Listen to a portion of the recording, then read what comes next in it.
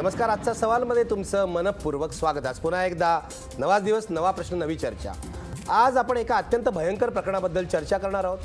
लातूरमधल्या police ठाण्यावर गावातल्या काही गुंडांनी हल्ला केलेला आहे. हे गुंड राजकीय कार्यकर्ते पण आहेत. या हल्ल्यामध्ये एका पोलीस अधिकाऱ्याला बेदम मारहाण करण्यात आली आहे. तो अजून हॉस्पिटलमध्ये आहे. ही सगळी बातमी आज आपण दिवसभर दाखवत आहोत. माझा प्रश्न आहे, लातूरमधला पोलिसांवरचा हल्ला हा राज्याच्या प्रतिमेला कलंक आहे का? तुम्ही या कार्यक्रमात सहभागी होऊ शकता. तुम्ही SMS पाठवा 56161 या नंबरवर आणि तुमचं मतही कळवा. पण मी चर्चेला सुरुवात करणार आहे. माझ्यासोबत आहेत नामवंत पाहुणे.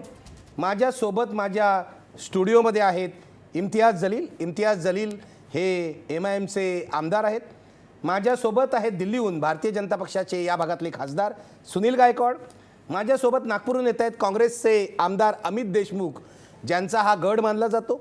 माझ्यासोबत येणार आहेत शिवसेनेचे आमदार नीलम गोरे सुद्धा. मी चर्चेला सुरुवात करतोय इम्तियाज जलील यांच्यापासून. इम्तियाज जी, आप गए थे कल वहाँ, हमने देखा TV पर, आपने लोगों के साथ बात भी, पत्रकारों के साथ बात भी की. क्या हुआ वहाँ? देखिए 19 तारीख शिव जयंती के दिन सुबह 8:30 बजे की ये घटना है. और कल जब मैं गया 22 तारीख, 3 दिन हो गए थे, हमें ये खबर आ रही थी कि वहाँ पे इस तरह की घटना हुई. मैं पहले दिन देखा अखबार कि कहीं कोई ख़बर होंगी, मैं टेलीविज़न चैनल ढूंढ रहा था कि कहीं कोई ख़बर होंगी. जब नहीं हुआ और उसकी गंभीरता जब मुझे पता चली तो हमने सोचा कि हमने जाके वहाँ पर देखना चाहिए, क्योंकि उस गांव का इतिहास हमें पता चला कि हर 2 साल को वहाँ पर पुलिस वालों के ऊपर हमले किए जाते हैं. तो महाराष्ट्र के अंदर हम देखना चाह रहे थे ऐसा कौन सा गाँव है. कल हम वहाँ पर गए. हमने वहाँ पर गांधी स्टैचू के सामने है तो धरना आंदोलन किया. उसके बाद हम ये जब पुलिस वाले से मिलने के लिए गए तो वागले साहब, मैं बता दूँ कि इस देश के अंदर हमारी संस्कृति जो है वो इंसानियत के ऊपर, ये जो पुलिस वाला है इसने अपनी पूरी ज़िंदगी पुलिस डिपार्टमेंट के लिए लगाई है. 14 महीने इसको रिटायरमेंट के लिए हो गए. उसके जिस्म के ऊपर अगर आप देखेंगे तो इतने बड़े बड़े ऐसे वल है उसके ऊपर, रॉड से आज भी हॉस्पिटल में 4 दिन के बाद रॉड से उसे मारा गया है. और उसने जब पूरा नरेशन किया उसका कि छोटी सी एक बात थी, एक विवादास्पद जगह के ऊपर वो झंडा लगाने के लिए पुलिस ने मना किया था. ये पुलिस वालों ने नहीं, पूरा 4 पुलिस वाले शिव जयंती के दिन, शिव जयंती की रात को वो लोग आए थे. उन्होंने जब वहाँ झंडा लगाने की कोशिश की तो पुलिस वालों ने मना किया कि ये यहाँ पर विवादास्पद जगह है, यहाँ पे मत लगाना करके. दूसरे दिन सुबह 8:30 बजे के करीब बहुत सारे लोग पुलिस स्टेशन के ऊपर धावा बोले और उन्होंने ये बोलना था कि ये पुलिस वालों ने वो झंडा निकाले, जबकि SP का कहना था कि ये एक अफवाह गाँव में अंदर फैलाई गई थी कि ये झंडा वहाँ से निकाला गया. उसके बाद वो दोनों पुलिस वालों की पिटाई हुई. एक जो अवस्कर नाम का पुलिस वाला था उसे थोड़ा सा मारे और वो निकल गया.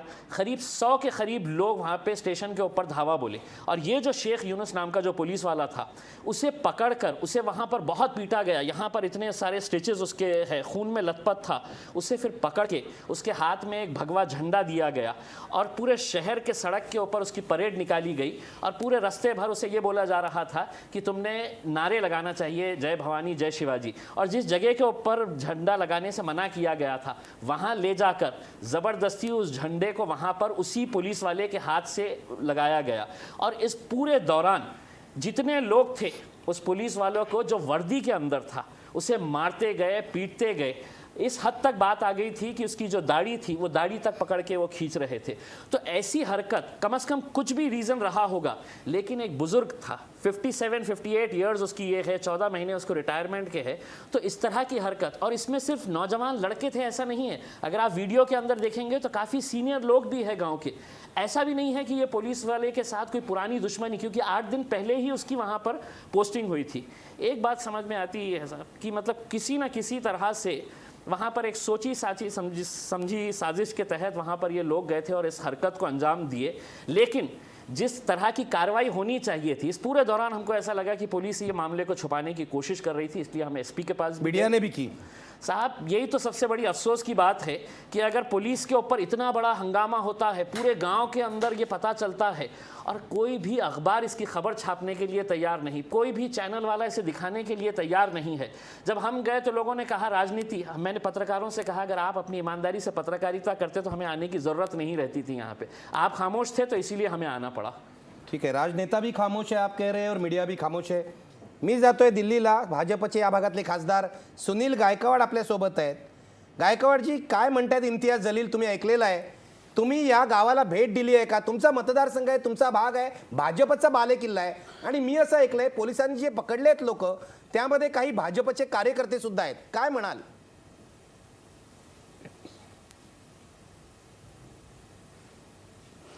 माझ्या मतदारसंघात घडलेला अत्यंत दुर्दैवी घटना आहे ही. शिवजयंतीच्या दिवशी हा प्रकार घडला आणि पोलिसांवर झालेला हल्ला हा या ठिकाणी निंदनीय आहे. यापूर्वी पण पानगावमध्ये अशा प्रकारचा म्हणजे मागे मारामाऱ्या झाल्या होत्या, परंतु तिथे पोलीस चौकी आहे, तिथे असं पोलीस स्टेशन वगैरे नाही आहे. तर आणि 2च पोलीस तिथे असतात त्या ठिकाणी. आणि ज्या पद्धतीने 18च्या संध्याकाळी ध्वज लावण्यासाठी तिथे म्हणजे परवानगी दिली नाही किंवा म्हणजे तिथं त्यांना हे केल्यानंतर पोलिसांना ज्या पद्धतीने घेऊन जाऊन हातात ध्वज देऊन त्यांना मारून जो प्रकार घडला तो म्हणजे अत्यंत निंदनीय आहे या ठिकाणचा. आणि मी 20 तारखेलाच इकडे नियोजित कार्यक्रमामुळे दिल्लीला आल्यामुळे मी त्या गावी प्रकरणानंतर जाऊ शकलो नाही, परंतु मी पोलीस अधीक्षकांशी फोनवरती बोललो आणि त्या पोलीस कर्मचाऱ्यांनी बोलण्याचा मी प्रयत्न केला फोनवरती. सुनीलजी, तुमचा मतदारसंघ आहे, तुम्ही दिल्लीला गेलात, ती भयंकर घटना आहे, पोलीस ठाण्यावर हल्ला झाला, पोलीस अधिकाऱ्याला मारण्यात आलं. याला जातीय रंग आहे की नाही मी नंतर तपासणार आहे, पण ज्यांना अटक झाली आहे त्यामध्ये काही भाजपचे कार्यकर्ते आहेत असं सांगण्यात येत आहे. आणि तुम्हाला यामध्ये काही हस्तक्षेप करावा असं वाटत नाही? किमान जो जखमी झाला त्या अधिकाऱ्याची भेट घ्यावी असं वाटत नाही?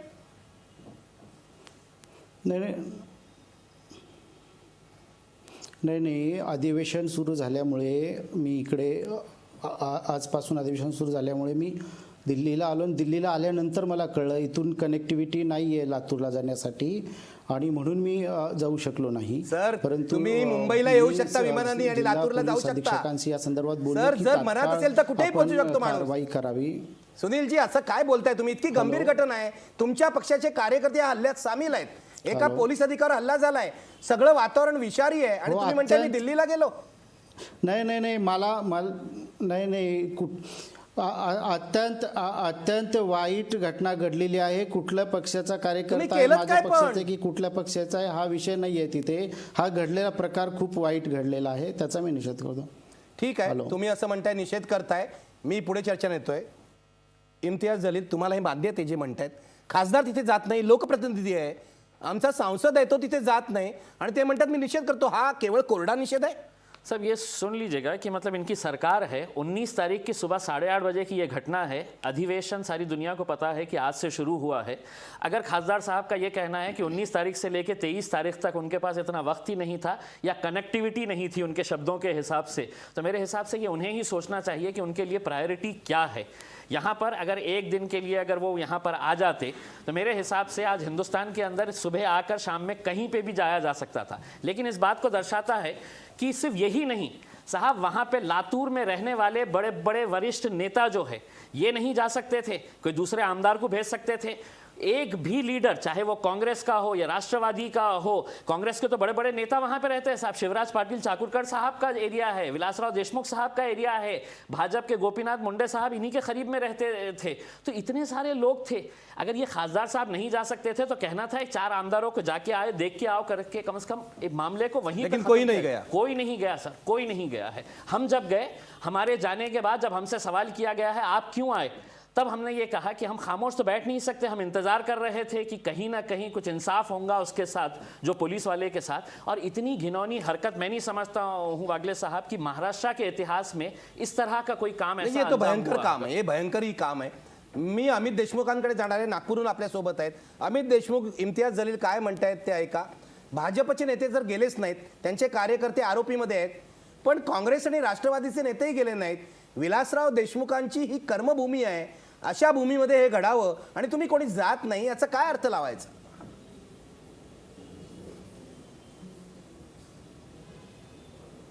नाही, याच्यामध्ये इम्तियाज जलील जे म्हणतायत याच्यामध्ये काही तथ्य नाही आहे. ही दुर्दैवी घटना शिवजयंती दिनी घडली, याचा तीव्र शब्दामध्ये मी आणि काँग्रेसजनांनी निषेध केला आहे. संबंधित अधिकाऱ्यांना आम्ही त्वरित संपर्क साधून त्यांना विचारणा केली आणि या संदर्भामध्ये सखोल चौकशी करून दोषींवर कारवाई करण्यात यावी अशी मागणीसुद्धा आम्ही नोंदवली आहे. पण आमच्या अमितजी तुम्ही पक्षातले गेला नाही त्या ज्येष्ठ गावामध्ये. नेते, इतर सगळे अमितजी कार्यकर्ते गावामध्ये गेला नाही, जखमी अधिकाऱ्याला जे भेट नाही इथं दिली. स्थानिक पातळीवर करायला पाहिजे. मी मी मी मी तुम्हाला सांगतो ना, मी नागपूरमध्ये आज आहे. आम्ही उद्या लातूरमध्ये पोचतो आहे. आमचे विरोधी पक्षनेते विखे पाटील, नसीम खान, जोगेंद्र कवाडे, आम्ही सगळेच उद्या या सगळ्या प्रकरणाची चौकशी व्हावी, दोषींवर कारवाई व्हावी यासाठी जिल्हाधिकारी, जिल्हा पोलीस अधीक्षक यांना आम्ही ही भेटून मागणी करतो आहे. ह्या अगोदरच आम्ही ही मागणी त्यांच्याकडे नोंदवली आहे आणि म्हणून मला असं वाटतं की याच्यामध्ये आता राजकारण करण्याची आवश्यकता आहे असं मला स्वतःला वाटत नाही. ही घटना जी घडली आहे ती दुर्दैवी आहे, याचा निषेध झाला पाहिजे आणि कारवाई झाली पाहिजे. महाराष्ट्र सरकारनं कारवाई केली पाहिजे आणि दोषींवर कारवाई त्वरित केली पाहिजे. पण अमितजी, त्याच्यामुळे महाराष्ट्र याला आता सरकारने राजकीय कारवाई रंग केली आहे, देण्याचा त्यांनी 16 प्रयत्न जणांना करण्याची अटक केली आहे. तुम्हाला आवश्यकता पुरेसं नाही आहे, वाटत असं आहे? स्वतःला वाटत नाही. महाराष्ट्र सरकारने केलेली कारवाई तुम्हाला पुरेशी नाही वाटत आहे का? नाही, मला असं वाटतं की तो जो समूह होता तो अधिक होता आणि अनेक त्या समूहातले जे लोक याला जिम्मेदार आहेत ते फरार आहेत. त्यामुळं त्या सगळ्यांनाच त्याच्यावर त्यांना अटक करून कोर्टासमोर त्यांना हजर केलं पाहिजे आणि दोषींवर कारवाई झाली पाहिजे. मला असं वाटतं की हे जे सगळं घडतं आहे याच्यामध्ये देशामध्ये आणि राज्यामध्ये जे वातावरण आता दुर्दैवानं समोर येतं आहे हे त्यातून निष्पन्न होतं आहे की काय, असा प्रश्न मला या ठिकाणी उपस्थित करावासा वाटतो. आणि म्हणून मला असं वाटतं की या घटनेला फार गांभीर्यानं पाहण्याची आवश्यकता आहे आणि याच्यावर तातडीनं काही आपण प्रतिक्रिया द्यावी यापेक्षा याला फार गांभीर्यानं आणि विचारपूर्वक सामोरं जाण्याची आवश्यकता आहे. हे मला या ठिकाणी आपल्याला या चर्चेच्या माध्यमातून उपस्थित करावंसं वाटतं. ठीक आहे, तुम्ही मुद्दा अत्यंत महत्त्वाचा निर्माण केलेला आहे की विषारी वातावरण जे देशात झालेलं आहे त्यामुळे हे होत आहे का, मी त्याकडे येणार आहे. पण त्याआधी मला नीलम गोरेंकडे जायचं आहे. पण त्याआधी इम्तियाज जी, आपको कुछ कहना है? देखिए, आजकल बड़ा ये हो गया है कि जो भी कुछ करता है तो नेताओं के लिए बड़ा कन्वीनियंट हो गया है कि हमने निंदा कर दिए है. यहाँ पर अमित देशमुख साहब जो कह रहे हैं कि कानून के हिसाब से उनके खिलाफ जो भी आरोपी है उनके खिलाफ ये होना चाहिए, उससे ज़्यादा मैं ये इंपॉर्टेंट समझता हूँ साहब, उस पुलिस वाले का जो मनोबल है, उसका जो मोराल है, जो डाउन हुआ है कि मैंने पूरी ज़िंदगी मेरे पुलिस डिपार्टमेंट में लगाया है, आज उसको देखकर महाराष्ट्र के पूरे पुलिस वालों को ये हो रहा है कि हम क्या कर रहे हैं. हम इतनी सेवा करने के बाद अगर हमारे को रोड के ऊपर ला के सड़क के ऊपर पीटा जाएगा तो मेरे हिसाब से ये सभी नेताओं की और वहाँ के स्थानिक नेताओं की जिम्मेदारी थी कि उस पुलिस वाले के पास जाना, क्षमा मांगना उससे और ये कहना कि हम तुम्हारे साथ इस बुरी घड़ी में, इस मुश्किल की घड़ी के अंदर खड़े हैं. मैं जब गया था साहब, रोंगटे खड़े हो जाते थे जब उसके परिवार वालों ने उसके पीठ के ऊपर जो जख्म थे वो दिखाए हैं. तो कहीं ना कहीं वो इंसानियत तो दिखाना चाहिए था नेताओं ने, भले ही झूठे ही सही, आपको जाना चाहिए था वहाँ पे. अमित जी आपको जवाब देना चाहते हैं. अमित जी,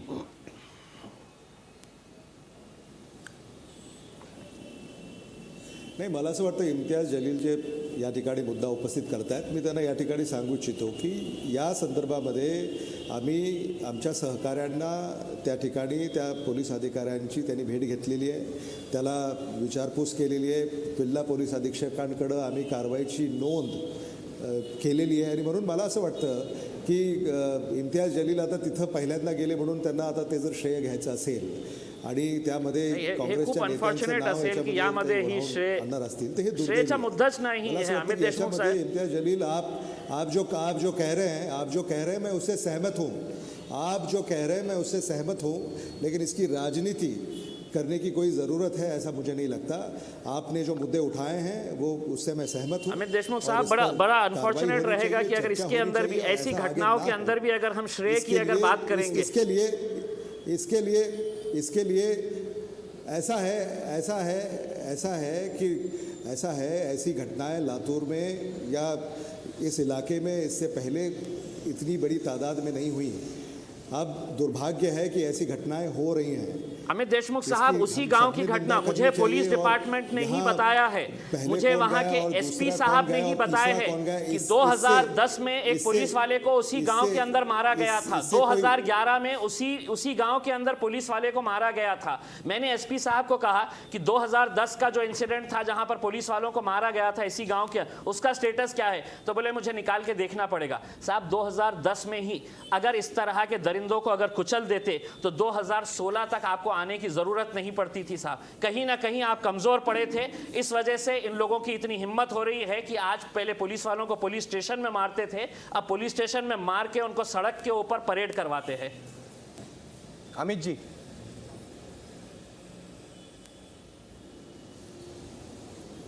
मला असं वाटतं इम्तियाज जलील एवढं स्फोटक वक्तव्य करण्याची आवश्यकता आहे असं मला वाटत नाही।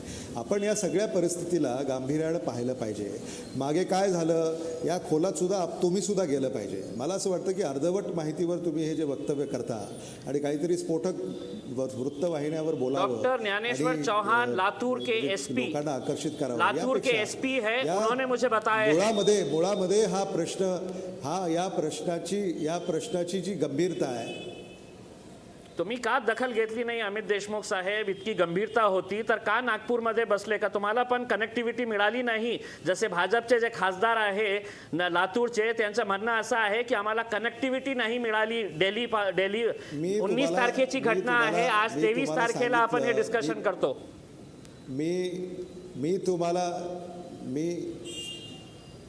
मी तुम्हाला एवढंच या ठिकाणी सांगू इच्छितो की ही घटना घडल्या याची दखल घेऊन त्याचा निषेध करून ती आम्ही जिल्हा पोलीस अधीक्षकांकडं याची कारवाई झाली पाहिजे याची नोंदसुद्धा त्यांच्याकडे आम्ही व्यक्त केलेली आहे। आता यानंतर महाराष्ट्र सरकारचं कर्तव्य आहे की तातडीनं पावलं उचलली पाहिजेत, त्याच्याबद्दल कोणी चर्चा करत नाही। आपण करूया। मला असं वाटतं की कायदा आणि सुव्यवस्था राज्यामध्ये नीटपणानं राखली जावी याचं परम कर्तव्य महाराष्ट्र सरकारचं आहे। आणि म्हणून इथं हे सगळं राजकारण करण्यापेक्षा आम्ही हेच म्हटलंय, आम्हालाही राजकारण करायचं नाही, आम्हालाही जातीमध्ये तेढ निर्माण करायचे नाहीत। आम्ही फक्त एवढंच या ठिकाणी म्हटलंय की या दुर्दैवी घटनेचा आम्ही निषेध करतो, या दोषींवर कारवाई झाली पाहिजे आणि जो पोलीस अधिकारी आहे जो अल्पसंख्याक समाजाचा आहे त्याचं मनोबल कसं राखलं जाईल यासाठी सगळ्यांनी प्रयत्न केले पाहिजेत। मी नीलमताईंकडे जाणार आहे, कारण ही चर्चा आता वेगवेगळ्या मुद्द्यांवर जाते। मला एकेका मुद्द्यावर यायचे, पण आधी नीलमताईंना काय म्हणायचे ते बघूया। नीलमताई, सत्ताधारी पक्षाचे काही कार्यकर्ते यामध्ये सामील असतात, अशा प्रकारे पोलीस ठाण्यावर हल्ला करतात, एका पोलीस अधिकाऱ्याला बेदम मारहाण करतात जो अजूनही हॉस्पिटलमध्ये आहे। काय म्हणाल तुम्ही? सरकार जबाबदारीमध्ये चुकतंय असं विरोधी पक्षांचं, काँग्रेसचं आणि MIMचं म्हणणं आहे, तुमचं काय म्हणणं आहे? नाही निखिल, मला एक सांग की आता लगेच ब्रेक घ्यायचा का तुला? कारण का नाही तुम्ही सविस्तर सांगा, मी तुमचं झाल्यावर ब्रेक घेईन। नीलमताई, गंभीर विषय आहे, संचालन करतोय असं नाही ना। मी असं गृहीत धरते की निखिल वागळ्यांचा शो आहे, त्यामुळे तुम्ही कुठेतरी या संदर्भामध्ये बोलू देणार। एकमेव आमदार आहेत तिथे गेले। नाही ठीक आहे, गेले नाही, पण असं आहे, पहिली गोष्ट म्हणजे घटना पोलीसवाल्यांवरती हल्ला होणं अयोग्यच आहे, त्याच्यात काही शंकाच नाही आहे। ज्या शिवजयंतीला तारखेनुसार ही शिवजयंती होती, पहिली गोष्ट तुम्हाला कल्पना आहे की शिवसेना तिथीप्रमाणे शिवजयंती साजरी करते, एक। दुसरा भाग असा आहे की या प्रकारनी हल्ला झाल्यावरती पोलिसांच्यावरती त्यांची तब्येत आता दोघांची ठीक आहे। मगाशी मी ज्ञानेश्वर चव्हाणांशी पण बोलले, शिवसेनेच्याही पदाधिकाऱ्यांशी कालच बोलले होते बातमी आलेल्या। दुरान्वयाने सुद्धा शिवसेनेच्या कुठल्याही कार्यकर्त्याचा या घटनेशी संबंध नाही आहे। पण मला एक आधी पहिला प्रश्न पडतो की एका पानगावमध्ये जर का वारंवार असे पोलिसांवर हल्ले होत असतील तर त्याच्यामागे काय कारण आहे? कशामुळे लोक असा कायदा हातात घेत आहेत? कशामुळे लोकांचा विश्वास आणि अशा पद्धतीने टोकाचं जाणं? आणखीन हे सगळं दुसरं असं आहे की त्या दोघंही पोलीस अधिकाऱ्यांवर हल्ला झाला, त्याच्यात खरं तर त्यांचा धर्म बघून टीका करणं हेच मुळी चुकीचं आहे की त्यांच्यावर अमुक जातीचे म्हणून हल्ला झालाय म्हणून, कारण दोघांच्यावरती हल्ला झालेला आहे आणि त्यांना पोलिसांवरती हल्ला जेव्हा होतो तेव्हा तो अमुक एका धर्माचा आहे असं आपण जेव्हा म्हणतो त्यावेळेला मला खरोखर आश्चर्य वाटतं की महाराष्ट्राचा इतिहास आपण विसरतोय का काय? निखिल, तुम्ही आता इतके वर्ष या सगळ्यामध्ये आहात आणि भिवंडीला ज्यावेळेला दंगल झाली, म्हणजे मी आझाद मैदानकडे तर नंतर येईन, तर तिथे तर पोलिसांची हे करून टाकली होती, 4 पोलिसांची गुप्तांग कापून टाकून खून केले होते त्यांचे.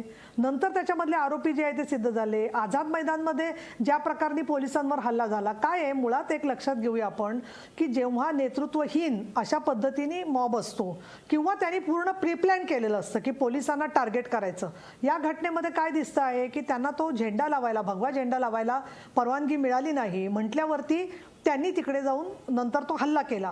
अयोग्य आहे, त्याच्यावर कारवाई झालीच पाहिजे, त्याच्यात कुठेच शंका नाही.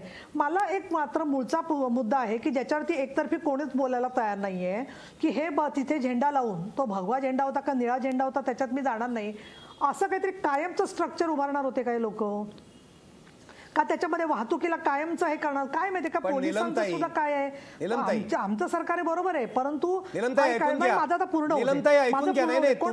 ऐकून घ्या, मीच बोलतोय. नीलमताई, पोलिसांचं काय म्हणणं आहे तुमचं तुम्हाला सांगतो. पोलिसांचं असं म्हणणं आहे जिथे हा झेंडा लावणार होते तो अत्यंत सेन्सिटिव्ह एरिया होता. बोलले ना. हा मग याच्यामुळे त्यांनी आक्षेप घेतला, ठीक आहे ना. तसं असेल तर त्यांनी आक्षेप घेणं योग्य आहे आणि त्याच्यामुळे त्यांना सांगितलं आणि झेंडा लावायला त्या ठिकाणी सांगितलं. पण मला दुसरा असा प्रश्न पडतो आहे या सगळ्यामध्ये की समजा काय अजून कुठे प्रार्थनेच्या वेळेला जाऊन मुद्दाम ढोल ताशे वाजवले आहेत का, असं काय कृत्य झालं असतं त्याच्यातून अजून काय दंगल पेटली असती असं त्यांना वाटलं असेल. मी आता असं म्हणेन की मुळामध्ये काय झालं काय नाही हे सर्व आता अधिवेशन आहे समोर, त्याच्यात या घटना येणार आहेत. प्रश्न असा आहे की जिथे पोलिसांवर हल्ला होतो, बोपखेलला हल्ला झाला होता, तुमच्या लक्षात आहे एक तर मराठवाड्यामध्ये आणि अनेक ठिकाणी महाराष्ट्रात अशी परिस्थिती असते की जेव्हा लोक त्यांच्या मनाविरुद्ध होतं ना त्यावेळेला लोक अशा पद्धतीने कायदा हातात घेतात. आपण हे पाहिलेलं आहे, नामांतराच्या वेळेला पाहिलेलं आहे. अगदी जुनं काढायचं म्हटलं तर बोपखेलला परवा पुलावरून वाद झाला, त्याच्यात अनेक पोलीस जखमी झाले, मी स्वतः जाऊन भेटले होते. मुद्दा काय आहे की सगळेजण, एक हिंदू आणि एक मुस्लिम, 2 पोलीस जखमी झाले आणि त्यांना कोणी भेटलं नाही, याचा अर्थ त्या सगळ्या पोलिसांवरती हल्ला करायला चिथावणी देणारे सगळे राजकीय पक्ष आहेत. अशा पद्धतीचं कुठेतरी गृहीत धरणं अयोग्य आहे. पुढचं मला असं म्हणायचं आहे की जिथे लोकांना या संदर्भामध्ये काय नियम आहेत किंवा ते जेव्हा काही गोष्टी मुद्दामून घडवत असतात या सगळ्या गोष्टी, किंवा मी तर असं म्हणेन की या सगळ्याची चौकशी होणं गरजेचं आहे का, कोण यांना सगळं भडकवणारे लोक होते या संदर्भामध्ये त्याचा व्यवस्थित अहवाल आला पाहिजे. आज नांगरे पाटलांनी पण लातूरला होते ते, आणि हे सर्व चौकशीमधून या बाबी समोर येतील या सगळ्यामध्ये की यांच्या पाठीमागे कुठल्या स्वरूपाच्या शक्ती आहेत. आमचे अमित देशमुखांशी बरेच मतभेद आहेत, पण ते जे म्हणाले की लातूर जिल्ह्यामध्ये या प्रकारनी कधी असे ठरवून टार्गेट करून दंगली झालेल्या नाही आहेत, आणि ते खरी गोष्ट आहे, ही खरी गोष्ट आहे की लातूरमध्ये हिंदू मुस्लिम स्वरूपाच्या दंगली झाल्या नाहीत. त्याला कारण तिकडचं पूर्वीचं नेतृत्व असेल किंवा तिथलं वातावरण असेल. पण दुसरं मला हे पण दिसतं आहे निखिल की गेल्या काही महिन्यांमध्ये प्रचंड मोठ्या प्रमाणात आत्महत्या, बलात्कार, खून लातूर जिल्ह्यात घडतंय. सगळं दुष्काळग्रस्त भाग जो आहे तो एका बाजूला दुष्काळ आणि दुसरीकडे अशा गोष्टींमुळे दगदगतो आहे, ही त्यातली वस्तुस्थिती आहे असं मला वाटतं. ज्यांनी हल्ला केला त्यांना शिक्षा झालीच पाहिजे, पण पुढे जाऊन मला असं वाटतं की ज्या ठिकाणी असा विसंवाद होत असेल आणि या प्रकारनी टार्गेट होत असेल तर मुळात तो पोलीस कुठल्या धर्माचा आहे याच्यानुसार भेट जर का दिली गेली असेल तर ते अयोग्य आहे, पहिली गोष्ट जी आहे. दुसरं माझं असं म्हणणं की तुम्ही अमुक ठिकाणी का नाही गेलात, तमुक ठिकाणी का नाही गेलात. अनेक ठिकाणी बलात्काराच्या घटना घडतात, तिथे कोणी भेटायला जात नाही. आम्ही आता इतरांना विचारून उपयोग काय त्याच्यामध्ये, ज्यांना ज्या गोष्टीच्या बद्दलची आच वाटते त्या ठिकाणी ते लोकप्रतिनिधी जातात आणि त्याचा पाठपुरावा करत असतात. हा त्याच्यामधला महत्त्वाचा भाग आहे. मुळामध्ये पोलिसांवर जमावाने हल्ला करणं याच्यामुळे जो लोकांच्या मध्ये दरी पडते ती कशी आपल्याला दूर करून लोक, पोलीस मित्र प्रवीण दीक्षितांनी आता त्याच्याबद्दलच्या हातामध्ये काय घेतलेला आहे कार्यक्रम जो आहे तो, हे कशा पद्धतीने राबवता येतील. गृह खातं CCTNS सारखी सिस्टीम आता नांगरे पाटलांनी पूर्ण मराठवाड्यात राबवलेली आहे, याच्यावरती लक्ष केंद्रित करावं. या एकेका घटनेचं राजकारण केलं जाऊ नये असं मला इथे आवर्जून सांगावं असं वाटतं. ठीक आहे नीलमताई, तुम्ही भरपूर वेळ घेतलेला आहे. इम्तियाज जरी 3 वेळा बोलले, पण ते जेवढ्या वेळ बोलले 3 वेळा, तेव्हा एका वेळात मी तुम्हाला वेळ दिलेला आहे. आम्ही अन्याय केला असं कृपया म्हणू नये. पण मला एक प्रश्न विचारायचा आहे आणि तो ब्रेक नंतर विचारायचा आहे. मलाही राजकारण करायचं नाही. नाही ठीक आहे, विनोदाचा भाग सोडून द्या. पण मला एक प्रश्न विचारायचा आहे, खरोखरच ही घटना हिला धार्मिक अंग नाही आहे का? एक पोलीस अधिकारी ज्याला कमी मार पडला आणि दुसरा पोलीस अधिकारी ज्याची दिंड काढली गेली, ज्याच्या हातात भगवा दिला गेला आणि ज्याला इतका बेदम मार दिला की 4 दिवसानंतरही तो हॉस्पिटलमध्ये, तो मुसलमान म्हणून त्याला असं वागवलं गेलं का, हा प्रश्न मी विचारणार आहे. प्रश्न विचारलेच पाहिजेत आणि तपास घेतला पाहिजे. दुसऱ्या बाजूला निलमताई जे म्हणतायत की या परिसरात असं कधीही झालेलं नाही. माझ्यासोबत आमचा रिपोर्टर राहुल जोरी आहे, त्याला मी मुद्दामून बोलवलं आहे कारण राहुल जोरीचं गाव जे आहे ते या पानगावच्या बाजूलाच आहे. काय परिस्थिती आहे त्यांनी लहानपणापासून पाहिलेली आहे, तो आपल्याला ब्रेक नंतर सांगेल. ब्रेक घेऊया. ब्रेकपूर्वी आपला प्रश्न बघा. लातूरमधला पोलिसांवरचा हल्ला हा राज्याच्या प्रतिमेला कलंक आहे का? बघा पडद्यावर.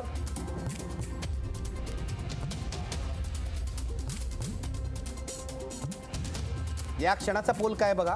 होय म्हणतात 76% लोक. जनतेलाही हे पटलेलं दिसत नाहीये. ब्रेक घेऊया आणि परत येऊया.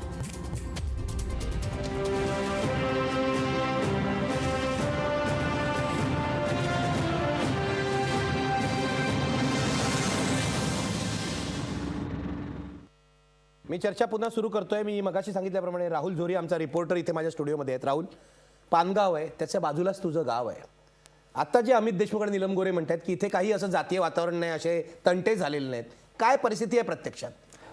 निखिल सर, एकीकडे हे दोघं जे सांगतायत की असं या अगोदर कधी झालं नाही किंवा बऱ्याचदा झालं नाही, मात्र आकडेवारी काहीतरी वेगळं सांगते.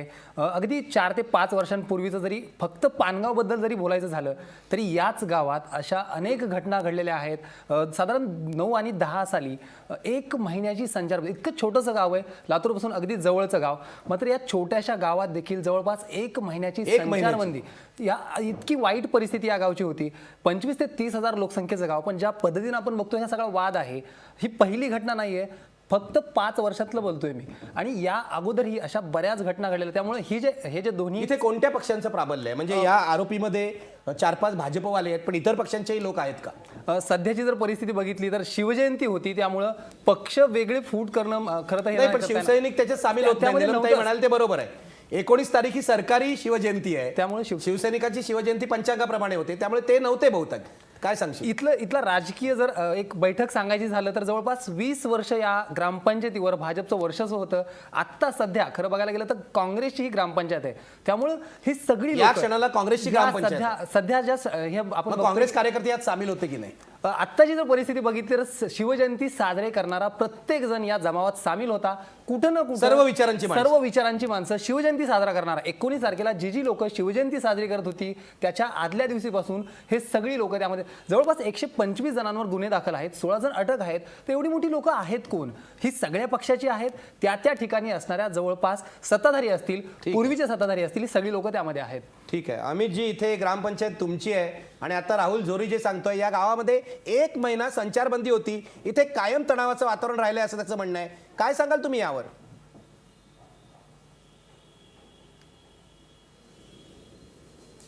मला असं वाटतं त्यांनी जी माहिती दिली ती खरी आहे आणि त्यामध्ये काही गाव पातळीवरचे वादविवाद त्याला कारणीभूत आहेत आणि म्हणूनच त्या गावामध्ये यापूर्वी संचारबंदी होती हे जे त्यांनी म्हटलं आहे हे खरं आहे.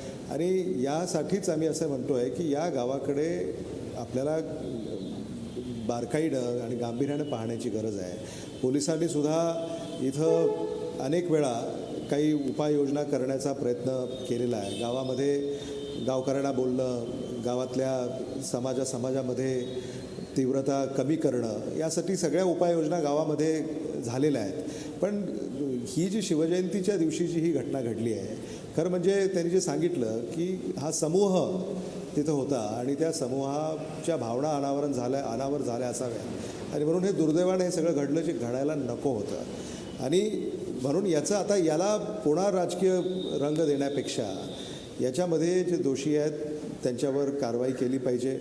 आणि जे पोलीस अधिकारी आहेत, मग ते कोणत्याही समाजाचे असोत. आता इथं इम्तियाज जलील फक्त अल्पसंख्याक समाजाचा पोलीस अधिकारी तिथं होता एवढ्यावरच ते चर्चा करतायत. पण तिथं मी पोलीस अधीक्षकांना बोललो, त्यांनी असं सांगितलं की दुर्दैवानं पोलिसांवर हल्ला झाला आणि त्यामध्ये अल्पसंख्याक समाजाचा जो पोलीस अधिकारी होता त्यावर खरंच अत्याचार झाल्यासारखं दिसतं आहे. आणि म्हणून ह्या अशा घटना या घडून आहेत आणि मला असं वाटतं की यामध्ये कुठंतरी पोलिसांची जी काही व्यवस्था त्या जिल्ह्यामध्ये त्या शिवजयंतीच्या दिवशी असायला हवी होती ते कदाचित त्याच्यामध्ये कमी पडले की काय, हा प्रश्न उपस्थित झाल्याशिवाय राहत नाही. मी येतो निलमताई तुमच्याकडे, पण आधी इम्तियाज. ते म्हणतायत की अल्पसंख्याक समाजाच्या पोलीस अधिकाऱ्यावर अत्याचार झालाय, पण याला काही धार्मिक रंग नाहीये, तुम्हाला हे पटत नाहीये?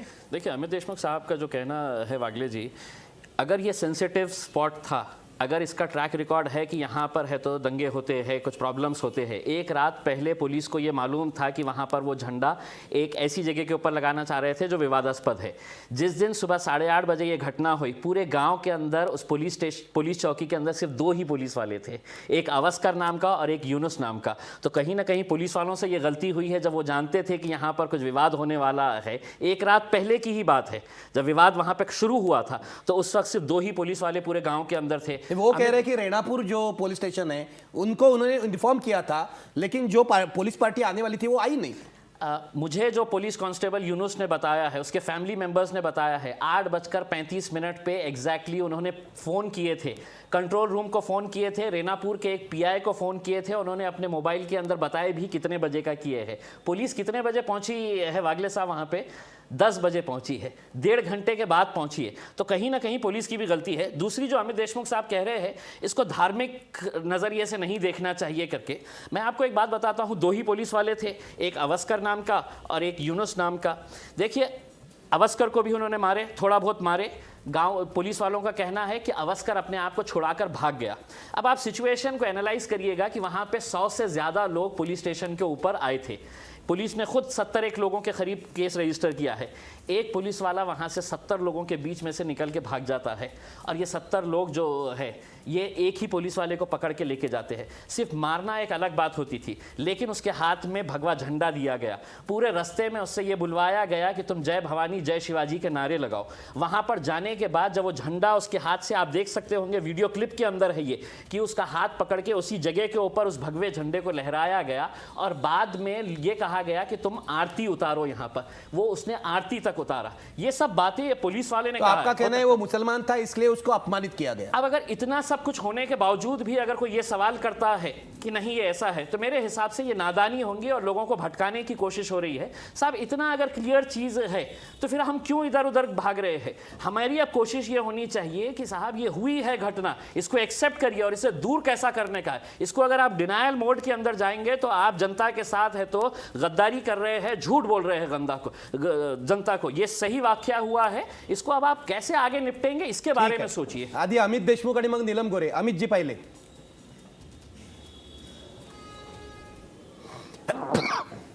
नाही, मी आत्ता या ठिकाणी जे मी म्हटलं याच्यामध्ये अल्पसंख्याक समाजाच्या अधिकाऱ्यावर हा अत्याचार झाला आहे हे खरं आहे, ही वस्तुस्थिती आहे आणि हे सगळ्यांनी पाहिलेलं आहे। आणि म्हणून मला इम्तियाज जलील यांना मी हे जे सांगत होतो की आता हे का झालं याच्या खोलामध्ये आपण गेलं पाहिजे, पण ही घटना घडल्यानंतर राजकीय पक्षांनी याला राजकीय रंग देऊ नये अशा मताचा मी आहे। त्याच्यावर या अल्पसंख्याक समाजाला टार्गेट करण्यात आलं किंवा त्याला मारहाण करण्यात आली किंवा त्याला अपमानित करण्यात आलं हे खरं आहे ना, हे सत्य आहे। त्याच्यामुळे याचं आम्ही समर्थन करत नाही, याची निंदाच करतो। आणि यामध्ये यानंतर या खोलामध्ये जाऊन या प्रश्नाच्या बुडापर्यंत जाऊन हा घटना पुढं घडणार नाहीत यासाठी आपण सगळ्या राजकीय पक्षांनी यामध्ये मला असं वाटतं काही भूमिका बजावली पाहिजे। आणि खऱ्या अर्थानं राज्य सरकारच्या नेतृत्वाखाली कायदा आणि सुव्यवस्था मला असं वाटतं की हे ढासळण्याचीच चिन्ह आहेत। आणि आज आपल्याला ही या अशा घटना, पण अमित जी, रझा अकादमीचा आझाद मैदानातला प्रसंग तुमच्या काळात झाला होता। असे उद्रेक ठिकठिकाणी होत आहेत। एकच मिनिट मी आपला काळ हा काळ हे मी म्हणत नाही आहे। मी काय म्हणतोय की आत्ता जी वस्तुस्थिती आहे याला आपण सामोरं जाणार आहोत की नाही, राज्यामध्ये आणि देशामध्ये जे उद्रेक आपल्याला दिसत आहेत याला आपण गांभीर्यानं पाहणार आहोत की नाही, याचं चिंतन करणार आहोत की नाही, यावर काही उपाययोजना करणार आहोत की नाही, हा माझा प्रश्न आहे। आणि म्हणून मला असं एकच मिनिट मी एका वाक्यामध्ये हे संपवतो। आणि म्हणून मला असं वाटतं की या पानगावमध्ये अशा घटना भविष्यामध्ये घडू नयेत यासाठी काही शासनानं आणि पोलीस खात्यानं काही पावलं उचलली पाहिजे। तर त्याच्यामध्ये सगळ्याच राजकीय पक्षाच्या नेत्यांनी त्यांचं योगदान हे असायलाच हवं। गावातल्या ग्रामपंचायतीचं, गावकऱ्यांचं सुद्धा त्याच्यामध्ये योगदान लागेल। शेवटी हा समाज आपल्याला पुढे न्यायचा आहे, हेच वादविवाद आपल्याला सुरू ठेवायचे नाही आहेत आणि यातून सुद्धा आपण धडे शिकण्याची गरज आहे, हे मला या ठिकाणी नमूद करायचं आहे। मला नीलमताईंकडे जायचं आहे आणि त्यानंतर सुनील गायकवाड यांच्याकडे। नीलमताई, इम्तियाज जलील जे म्हणतायत की अल्पसंख्याक समाजाच्या अधिकाऱ्याला टार्गेट करण्यात आलं आणि अमित देशमुख त्याच्या पुढे जात आहेत, ते मान्य करतायत टार्गेट अल्पसंख्याक अधिकारी होता, पण ते असं म्हणतात आता राजकारण करू नका, या पलीकडे पाहायला हवं. काय सांगाल तुम्ही याविषयी? नाही, मला असं वाटतं की ती जी व्हिडिओ क्लिप आहे ती वरिष्ठ स्तरावरती पोलीस अधिकारी तपासून बघतील आणि लोक काय घोषणा देत आहेत याच्या तपशिलामध्ये जायला पाहिजे. कारण एक तर पहिली गोष्ट म्हणजे हे जे आवस्कर आहेत ते पोलीस नाईक होते, म्हणजे ते कनिष्ठ स्तरावरती आहेत, आणि युनुस शेख जे आहेत ते सहाय्यक पोलीस निरीक्षक होते, म्हणजे API होते. त्यामुळे ज्या अधिकाऱ्यांनी परवानगी नाकारली त्याच्यावरती लोकांचा रोख आहे असं आपण म्हणू शकतो. मी काय म्हणते निखिल, समजा असं असतं दुर्दैवानी तिथे अजून कुठल्या कास्टचा असता अधिकारी पोलीस निरीक्षक, मराठा असता किंवा दलित असता, तर त्याला मराठा किंवा दलित म्हणून टार्गेट केलं असं आपण म्हटलं असतं का? आणि मग भगवा झेंडा हातात देणं आणि असं जबरदस्ती करणं वगैरे हे तर वेगळी चर्चा होऊ शकते. पण मुळामध्ये मला असं वाटतं की जो वरिष्ठ अधिकारी आहे त्याच्यावरती जास्त रोख असू शकतो, ही एक नैसर्गिक स्वरूपाची गोष्ट आहे. आणि आवस्कर पळून गेले ना तिथे, हे इम्तियाज जलील का सांगत नाहीत की आवस्कर पळून गेले तिथून आणि शेख तिथे थांबले, म्हणजे पोलीस चौकीत सापडले लोकांच्या हातामध्ये. आणि ज्या वेळेला असं होतं की जमाव मोठा असतो त्याला जो आत सापडतो माणूस, तो तुला आठवत असेल, मला माहित नाही किती लोक याच्यापैकी लक्षात येते, पण इन्स्पेक्टर भुरेवारला जेव्हा जळकोट पोलीस स्टेशनच्या आतमध्ये जाळलं त्यावेळेला त्या ठिकाणी आतमध्ये जो माणूस अडकतो तो कॅच होतो, बाहेरची माणसं काय वेळेला पळून जातात, ही वस्तुस्थिती आहे.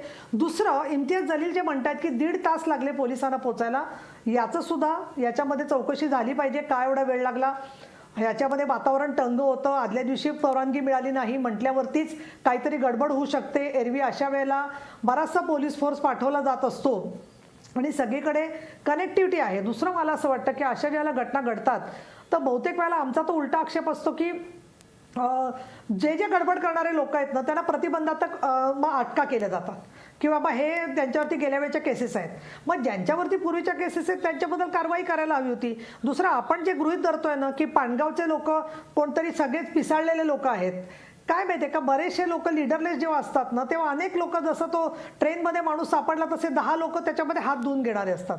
मला याच्यामध्ये असं वाटतं की पानगावच्या लोकांनी काय घोषणा दिल्या काय नाही हे सगळं आपल्याला तपासून बघायला पाहिजे, चौकशी झाली पाहिजे. आणि इम्तियाज जलीलला माझी विनंती आहे की शेख सापडला म्हणजे तो शेख आतमध्ये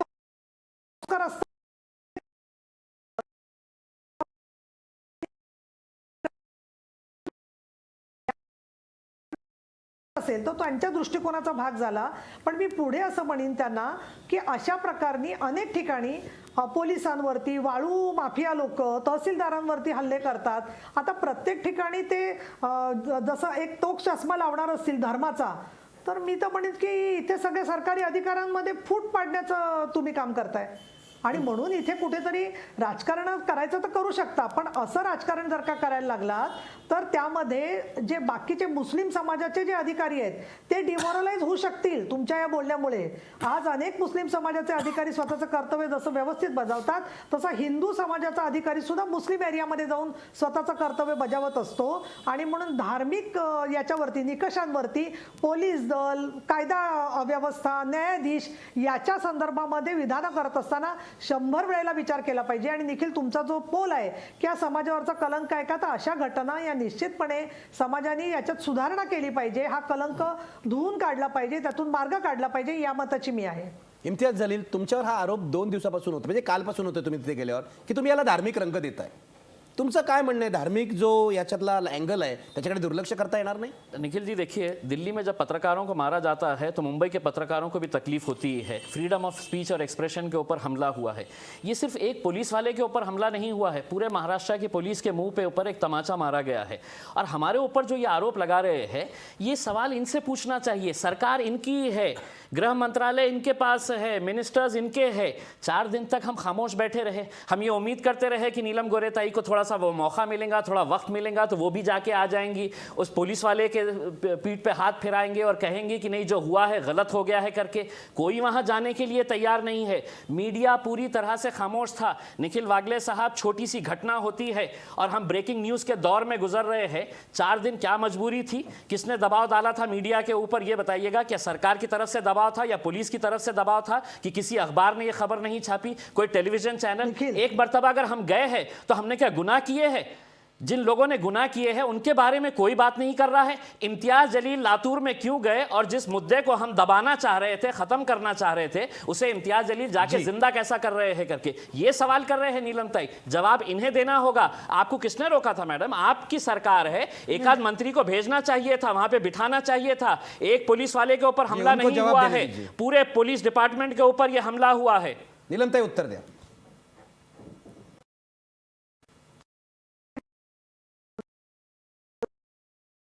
तुम्ही माध्यमांवरती जेव्हा लातूरचे आरोप करताय ना, तर तुम्ही कल्पनागिरीचा ज्यावेळेला प्रकार झाला तर त्यावेळेला माध्यमांनीच वाचा फोडली ना. त्यामुळे ती माध्यमं काय अशी दबावाला बळी पडणारी नाही आहेत. आणि तुम्हाला असं वाटत असेल की बाबा शिवसेना भाजपचं एवढं काहीतरी वर्चस्व आहे की माध्यमांना आम्ही कंट्रोल करतोय, तर मला असं वाटतं खूपच म्हणजे तुमचा मोठा गैरसमज आहे. असं होऊ शकत नाही आजकालच्या जगामध्ये. त्यामुळे लातूरच्या माध्यमांनी मुद्दामून केस दडपली वगैरे. मी असं जाहीर आव्हान देते तुम्हाला, आव्हान, तुम्ही चौकशी करा ना की माध्यमांकडे माहिती जाऊन सुद्धा माध्यमांनी जाणीवपूर्वक भूमिका दडपली का नीलम काय. ताई, मी आणि पत्रकार आम्हाला होतो, माहिती 22 कळली वर्ष असती, तर पत्रकार आम्ही होतो स्वतः आणि मला तुम्हाला माहित आम्हाला आहे काही की माहिती किती नव्हती. मोठी बातमी आहे त्याच्यामुळे हे. तुम्ही 22 पत्रकार वर्ष मी होता ना. पत्रकार होतो, मला माहित आहे की किती मोठी बातमी आहे हे. नाही, तुम्ही तिकडचे 22 वर्ष रिपोर्टर पत्रकार त्यांनी होता, पाठवले पण असेल. तुम्ही लातूरच्या काय आहे? सगळ्या पण काय माध्यमांवरती आहे? जे शिंतोडे उडवताय एक ही ते न्यूजपेपर चुकीचे नाही. आहेत. लातूरचे सगळे मला पत्रकार माहिती आहेत. त्याच्यापैकी काही लोक दबावाला बळी पडले असतील तुम्ही म्हणता तसं, पण सगळेच पत्रकार बळी पडले हे जे तुम्ही गृहीत धरताय हे मला योग्य वाटत नाही. आणि याचं कारण मी 100 घटनांमध्ये पाहिलेलं आहे. दलित सवर्ण असेल किंवा दुष्काळाच्या याच्या असेल, मोठ्या प्रमाणामध्ये वाचा फोडायचं काम महाराष्ट्रातली सगळी माध्यमं करत असतात. आणि त्याच्यामध्ये या लोकांच्यासाठी मुद्दामून काहीतरी दडपणारे कोणी, हे अशा पद्धतीने तुम्ही आरोप करून सगळं तुम्हीच फक्त शहाणे आहात, नाही, आम्ही सत्याचा शहाणे नाही आहे. अवतार आहात आम्ही आणि शहाणे बाकीचे नाही सगळे आहे. खोटे आहेत असं म्हटल्यामुळे फक्त कोणी त्याच्यावर आम्ही विश्वास ठेवणार गेल्यावर नाहीये. तुम्हाला आणि तुमची सरकारला जाग आली. आम्ही फक्त हे सांगायचं तुम्हाला, सरकार तुमची आहे, शिवसेना भाजपची आहे. आम्ही गेल्यावर आम्ही आरोपी झाले की तुम्ही कशाला गेले लातूरला. नाही नाही, आमच्या सरकार काय माहितीये का, असं आरडाओरडा करून काय होणार नाहीये. सरकार म्हणजे एसपी आणि तिकडे पोलिसांनी दखल घेऊन मुख्यमंत्र्यांकडे सगळी माहिती कळवलेली आहे. असं नाहीये की जाग आली म्हणजे काय. जाग आली म्हणजे काय, पाणगावच्या लोकांना अटक काय तुमच्या सांगण्यावरून केलेली नाहीये. ऑलरेडी तिथले एसपी ज्ञानेश्वर चव्हाण अनुभवी आहेत. नांगरे पाटलांचं प्रत्येक बाबतीमध्ये लक्ष आहे. घटना घडल्यावरती त्यांनी कारवाई आम्ही केलेली आहे. गेल्यावर आणि वरिष्ठ त्याच्यामुळे अधिकारी आमचं तिथे सरकार आहे आणि आमच्या आज- सरकारने काहीच केलं आज नसतं. गेले. काही IG लोक फरार नांगरे असतील. पाटील साहेब पण याचा आज अर्थ गेले. त्यांना कोणीतरी गव्हर्नमेंट मधल्या माणसांनी संरक्षण दिलंय असा तुम्ही विपर्यास करताय. ठीक आहे. ही कुठेतरी जनतेची दिशाभूल आहे हे मला इथे सांगायला पाहिजे. आणि दुसरं मला असं वाटतं निखिल, या सगळ्यामध्ये हे सगळं करून ते सारखं एक घटना काढून एक ठिकाणी सारखं विचारतात की इथे तुम्ही का नाही. अरे मुस्लिम महिलांच्यावरती किती अत्याचार होत आहेत प्रत्येक ठिकाणी, जाताय का तुम्ही कुठे. त्याच्यामुळे तिथे सुद्धा तुम्ही स्त्री पुरुष असा भेद करताय. त्यामुळे मला तुम्ही सांगू नका का कुठे गेलो आणि कुठे गेलो नाही आम्ही. ठीक आहे, मी आता जाणार आहे सुनील गायकवाड यांच्याकडे. ते सगळ्यात कमी बोलले. सुनील गायकवाड, तुमचाच मतदारसंघ आहे आणि ह्या पानगावचा इतिहास पण फारसा चांगला नाही आहे, विषारी इतिहास आहे. मगाशी राहुल जोरींनी सांगितलं की 1 महिना संचारबंदी तिथे होती. आजही आम्ही लोकांशी बोललो तेव्हा हे लक्षात आलं की लोकांच्या मनातलं विष कायम आहे. काय म्हणाल तुम्ही, यामध्ये पुढाकार तुम्ही कसा घेणार आणि सरकारने काय केलं पाहिजे?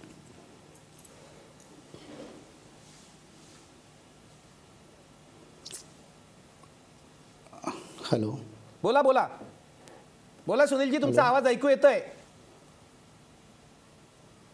सुनीलजी, पानगावची जी घटना घडलेली आहे या घटनेमध्ये जिल्हा पोलीस प्रशासनाने कारवाई केलेली आहे. परंतु जो मुख्य आरोपी आहे तो अद्याप सापडलेला नाही आहे आणि त्याला तात्काळ अटक करावी असे मी पोलीस अधीक्षकाशी दुपारी मी बोललेलो आहे. आणि राहिला प्रश्न, हे कारवाई पोलीस करतील आणि हे होतील, परंतु ज्या पोलीस कर्मचाऱ्यांना इतक्या मोठ्या प्रमाणात मारलेलं आहे आणि जे वातावरण म्हणजे दूषित झालेलं आहे, यासाठी त्या ठिकाणी पानगावला आणखीन एक वारसा आहे वाघळीची. तिथे बाबासाहेबांची अस्थी पण त्या गावामध्ये स्मारक म्हणून आहे. आणि तिथे जर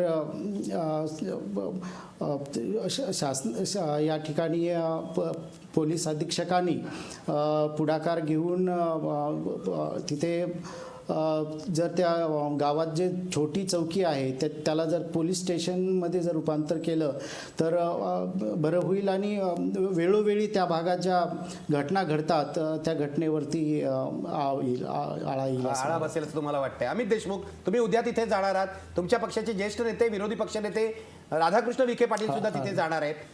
तुम्ही काय म्हणाल, तुमची मागणी काय आहे?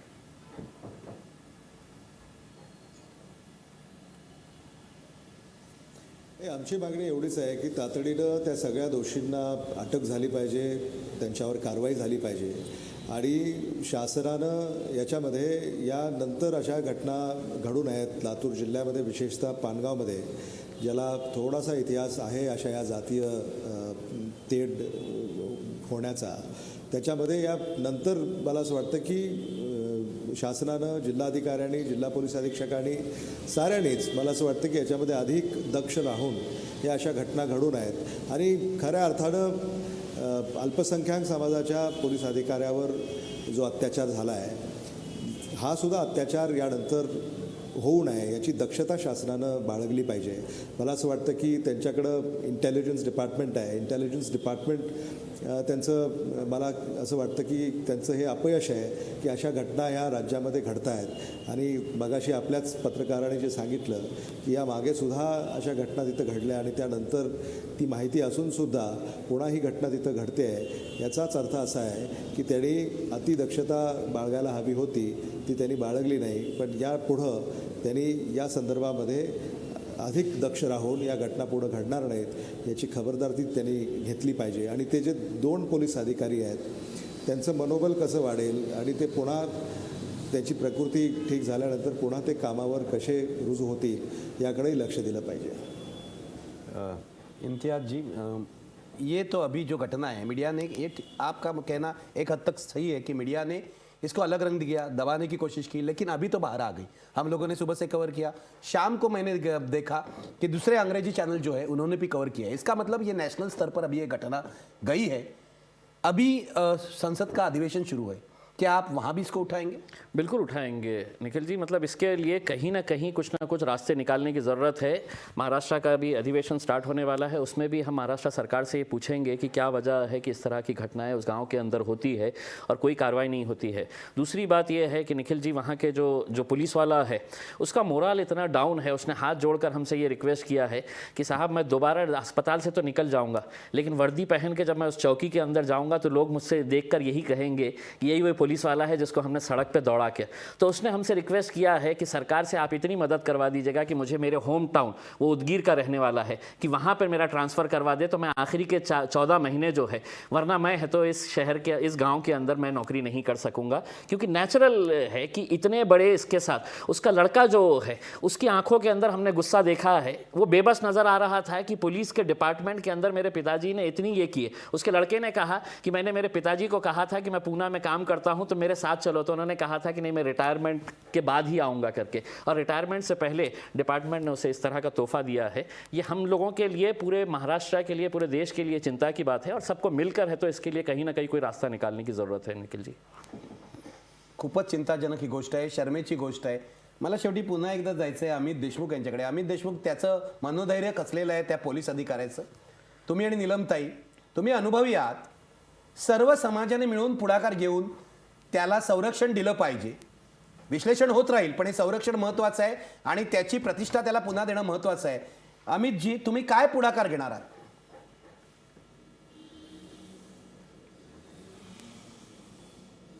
नाही, आता इम्तियाज जलील यांनी जे सांगितलं की त्याच्या ज्या भावना आज आहेत त्या भावनांचा आदर आपण सगळ्यांनीच केला पाहिजे आणि शासन दरबारी आम्ही तीच मागणी लावून धरू की आत्ता त्याला जे पूर्ववत त्याला कामावर जायचं आहे, ज्याला हजर व्हायचं आहे, मला असं वाटतं की उदगीरमध्ये जर जागा असेल तर तिथं त्याला खरं तर त्याला जिथं इच्छेनं जायचं आहे तिथं त्याला रुजू करावं. खरं म्हणजे हे सुद्धा करण्याची आवश्यकता आहे असं मला वाटत नाही. खरं यश याच्यामधलं असं असेल की आपण सगळ्यांनी मिळून जर त्याला त्याचं मनोधैर्य वाढवलं आणि पुन्हा त्याच पोलीस चौकीमध्ये जर तो कामावर रुजू झाला तरच मला असं वाटतं की एक चांगला संदेश जाऊ शकेल. पण त्याची मनस्थिती काय आहे हे आपल्याला समजून घ्यावं लागेल. पण सुरुवातीला मला असं वाटतं की या दोन्ही पोलीस अधिकाऱ्यांचं मनोबल वाढवणं आणि त्याला लोकप्रतिनिधी म्हणून आपण सगळ्यांनी त्याच्या पाठीशी उभं राहणं आणि या अशा घटना पुढं या राज्यामध्ये घडणार नाहीत. लातूरमध्ये ही घटना घडली ही दुर्दैवी आहे. लातूरमध्ये सुद्धा पुन्हा अशा घटना घडणार नाहीत याच्यासाठी आम्हा सगळ्यांनाच सावध राहावं लागेल. आणि यासाठी मला असं वाटतं की संवादातून या प्रश्नांवर मार्ग निघू शकेल असं मला स्वतःला वाटतं. महाराष्ट्र शासनाच्या वतीनं या कायदा आणि सुव्यवस्था बाबतीमध्ये जे वातावरण दिवसेंदिवस गढूळ होत चाललं आहे याला त्यांनी सुद्धा गांभीर्यानं पाहण्याची गरज आहे. आणि मला असं वाटतं की ही जी घटना पानगावमध्ये घडली याची जिम्मेदारी कोणीतरी घ्यायला हवी आणि याला जिम्मेदार कोण आहे हे सुद्धा आपल्याला कळायला हवं. मला असं वाटतं की या चर्चेच्या माध्यमातून त्या निष्कर्षाकडं आपण यायला हवं ही सुद्धा मागणी मला या निमित्तानं नमूद करावीशी वाटते. नीलमताई, तुम्ही सत्ताधारी पक्ष आहे, हे पटतंय तुम्हाला? अमित देशमुख अत्यंत शांतपणे काही उपाय सुचवत आहेत आणि मला असं वाटतं सर्वसामान्य जी माणसं आहेत त्यांना हे पटायला हरकत नाही, जाणत्या माणसांना. तुम्हाला पटतंय काय?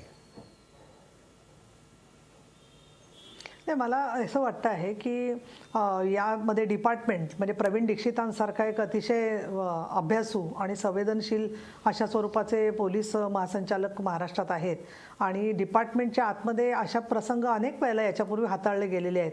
तर अशा वेळेला कुठे यांचा कशा पद्धतीने उपयोग करून घ्यायचा सेवेमध्ये आणि जेणेकरून त्यांचं कामाचं जे सन्मान आहे तो होईल हे पाहणं जसं महत्त्वाचं आहे तसं नक्की कुठे पोस्टिंग करायचं का काय हे डिपार्टमेंटचे अंतर्गत प्रश्न आहे. पण ते योग्य त्या पद्धतीने व्हावं म्हणून स्वतः मुख्यमंत्र्यांशी मी बोलीन, एक भाग आहे. दुसरं, शिवसेनेचे जे आमचे तिथले संपर्क प्रमुख आहेत संजय सावंत, तर त्यांनी मला सांगितलेलं आहे की तिथे जी तिथीप्रमाणे शिवजयंती साजरी होणार आहे ती अत्यंत व्यवस्थितपणे आणि शिस्तबद्ध पद्धतीने साजरी होईल की जेणेकरून लोकांना त्याच्यामधून कुठलाही प्रश्न तयार होणार नाही. आणि तिसरं मात्र हे म्हणतायत की वातावरण गढूळ झालंय महाराष्ट्रामध्ये.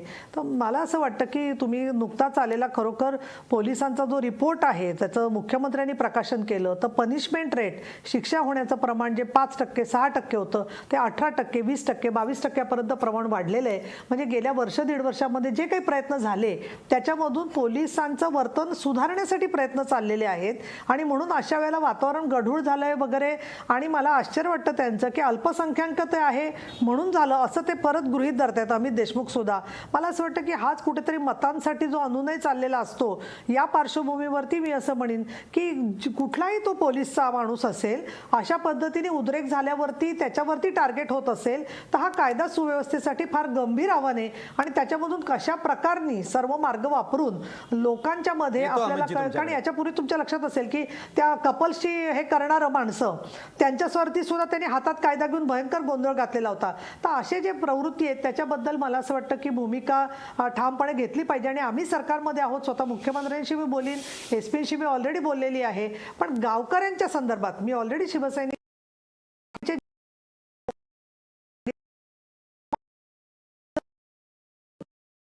अशांतता होणं दुष्काळामध्ये, दुष्काळासारख्या परिस्थितीमध्ये हे महाराष्ट्राला शोभा देणारं नाही. आणि म्हणून कुठे ना कुठे सर्वसंमतीने आपल्याला सगळ्यांचं मिळून एक चांगलं समाजकारण केलं पाहिजे, हीच आमची त्याच्यामधली भूमिका आहे.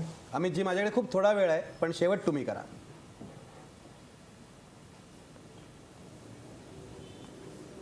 मी एवढंच या ठिकाणी नीलमताईंच्याबद्दल मला आदर आहे, पण त्या ज्या म्हणाल्या की मतांसाठी आम्ही ही वक्तव्य करतो आहे. आता कुठल्याही निवडणुका नाही आहेत महाराष्ट्रामध्ये आणि या भारतामध्ये, त्यामुळं मतांसाठी आम्ही बोलतो आहे याबद्दल जे वक्तव्य आपण केलं ते मला असं वाटतं की ते दुर्दैवी आहे. आणि खरंच हा अल्पसंख्याक समाज जो आहे याच्यामध्ये फक्त मुस्लिमच आहे असं नव्हे, यामध्ये अनेक जाती आहेत ज्याला अल्पसंख्याक समाजाचा दर्जा भारत सरकार आणि महाराष्ट्र सरकारनं दिलेला आहे. आणि म्हणून या समाजाला या राज्यामध्ये आणि या देशामध्ये त्याची जी मनस्थिती आहे ती आता कुठंतरी ढासळत चाललेली आहे. हेच मी मागाशी म्हणत होतो. अनेक उदाहरणं या देशामध्ये आपल्याकडं अलीकडे आपण पाहिली, अनुभवली. त्याची मी आता इथं चर्चा उपस्थित करू इच्छित नाही, पण त्याचाच हा साधारणतः प्रकार आहे असं मला वाटतं. आणि म्हणून त्याला मनोबल, त्याचं धैर्य वाढवणं, त्याला सावरणं आणि त्याला धीर देणं यासाठी आपण सगळ्यांनी एकत्रितपणे प्रयत्न केले पाहिजेत, हे मी माझं म्हणणं आहे. ठीक आहे, या कार्यक्रमात जेवढ्या शांतपणे चर्चा झाली तेवढी शांतता त्या गावातही नांदो अशी मी इच्छा व्यक्त करतो. शेवटी पुन्हा एकदा प्रश्न पहा, लातूरमधला पोलिसांवरचा हल्ला हा राज्याच्या प्रतिमेला कलंक आहे का? बघा पडद्यावर. 78% लोक म्हणतात होय हा कलंक आहे. जर हा कलंक असेल तर सर्व समाजाने हा पुसून काढायला हवा. जे दोषी आहेत, जे गुन्हेगार आहेत, त्यांना शासन, कठोर शासन व्हायला हवं. इथेच थांबतोय. पाहत राहा महाराष्ट्र.